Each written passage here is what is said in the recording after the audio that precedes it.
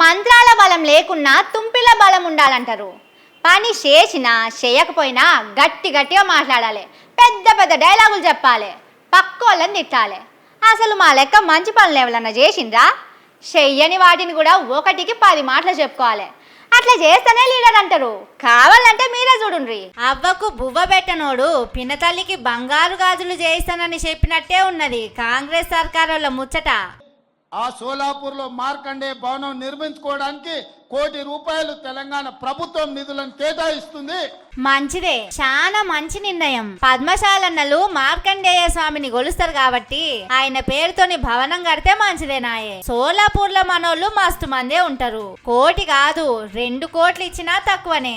అదంతా మంచిగానే ఉన్నది గాని సారు, జర తెలంగాణలో ఉన్నోళ్ళను కూడా పట్టించుకుంటే మంచిగుంటదని ఇక్కడున్న నేతన్నలు అడుగుతున్నారు. చేసడానికి పని దొరకక, పూటకు పిరికెడు మెతుకులు దొరకక సిరిసిల్ల కాడ నేతన్నలు కన్నీళ్లు పెడుతున్నారు, పానాలు తీసుకుంటున్నారు. అప్పట్లో బతుకమ్మ చీరలతోని జరంత పని దొరికేది. ఇప్పుడు అవి బంద్ పెడితిరి, వాళ్లకు పని లేకుండా చేస్తిరి. పోయిన సర్కారోళ్ళు నేతన్నలకు ఇచ్చిన పైసలు కూడా ఇప్పుడు ఆపేసిండ్రట.